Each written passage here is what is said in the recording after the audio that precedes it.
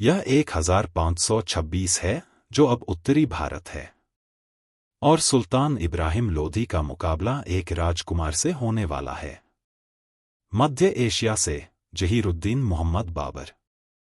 खतरे को खत्म करने के लिए सुल्तान अपने युद्ध हाथियों को युद्ध में लाता है।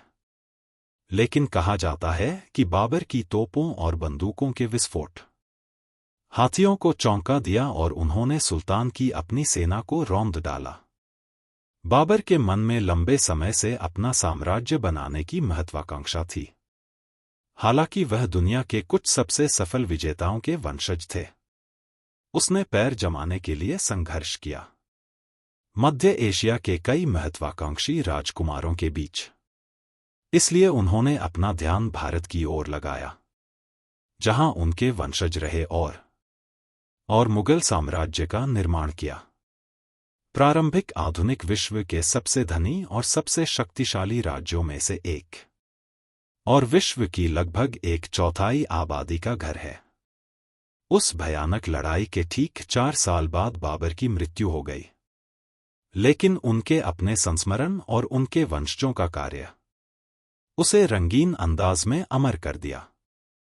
उनकी बेटी गुलबदन ने अपने संस्मरण में बताया कि कैसे बाबर हाल ही में शराब पीना छोड़ दिया है।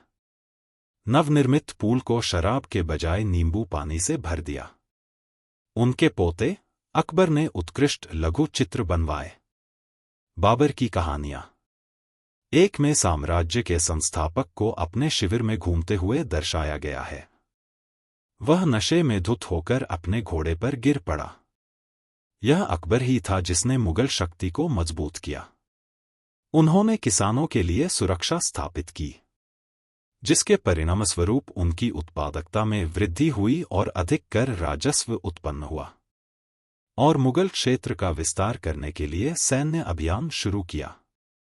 जिन राजकुमारों ने उसके प्रति निष्ठा की शपथ ली, उन्हें पुरस्कृत किया गया, जबकि उन्होंने विरोध करने वालों के क्रूर उदाहरण बनाए। उन्हें और उनकी कई प्रजा को मारना। उनकी विजय ने हिंद महासागर पर बंदरगाह शहरों तक पहुंच खोल दी, जिसने मुगलों को अरब, चीनी, तुर्क और यूरोपीय व्यापारियों से जोड़ा। बेहिसाब धन लाना, जिसमें अमेरिका से चांदी और नई फसलें भी शामिल हैं। एक विविध, बहुजातीय साम्राज्य के मुस्लिम शासक के रूप में अकबर ने सदस्यों की नियुक्ति करके आंतरिक सामंजस्य बनाने का काम किया। उनकी सरकार में हिंदू बहुसंख्यकों को उच्च पदों पर आसीन किया गया। हिंदू दुल्हन से शादी और महाभारत की अनुवादित प्रतियां वितरित करना।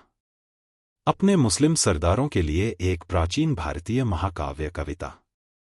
अकबर ने जीवंत धार्मिक बहसों की भी मेजबानी की, जहां सुन्नी और शिया मुसलमान, हिंदू, जैन, पारसी और नए आए पुर्तगाली जेसुइट मिशनरी अपने अपने धर्मों की खूबियों का बचाव किया, जबकि अधिकांश प्रतिभागियों ने इसे एक बौद्धिक अभ्यास के रूप में देखा। पुर्तगाली मिशनरी अकबर का धर्म परिवर्तन कराने में अपनी विफलता से निराश थे। मुगलों ने वास्तुकला की उत्कृष्ट कृतियों का निर्माण किया, जैसे कि ताजमहल और लाल किला। 3 किलोमीटर की दूरी पर एक महल, जिसमें 50,000 लोग रहते थे, और इसमें शानदार सोने और रत्नों से जड़ित मयूर सिंहासन शामिल था। केवल सिंहासन के निर्माण में 7 साल लगे। अपने पहले 180 वर्षों के दौरान मुगलों के पास केवल 6 शासक थे, जिसने साम्राज्य की स्थिरता में योगदान दिया। जब चौथे सम्राट जहांगीर ने शराब और ओपियोइड की लत से जूझ रहे थे, उनकी पत्नी नूरजहां ने सहशासक के रूप में बागडोर संभाली। जब एक गद्दार जनरल ने तख्ता पलट की कोशिश में उसके पति को पकड़ लिया, उसने उसकी रिहाई के लिए बातचीत की और विद्रोह को रोकने के लिए सेना को एकजुट किया। एक बार उसने एक बाघ का पता लगाने के लिए एक शिकार दल का नेतृत्व किया जो एक गांव को आतंकित कर रहा था।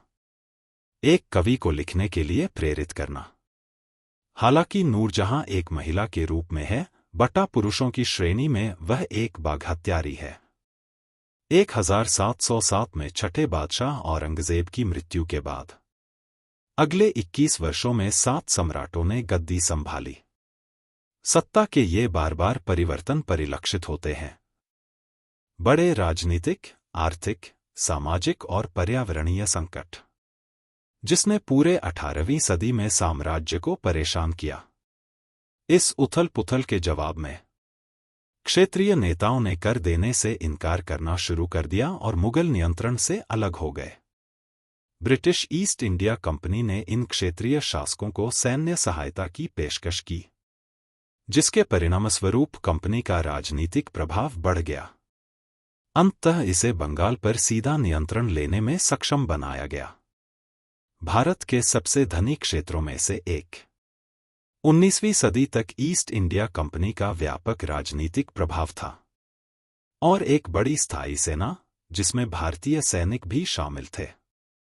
जब इन सैनिकों ने 1857 में विद्रोह किया, अंग्रेजों को बाहर निकालने और मुगल प्रभाव को बहाल करने का लक्ष्य, ब्रिटिश सरकार ने हस्तक्षेप किया। कंपनी शासन को प्रत्यक्ष औपनिवेशिक शासन से प्रतिस्थापित करना, अंतिम मुगल सम्राट को पदच्युत कर निर्वासन में भेज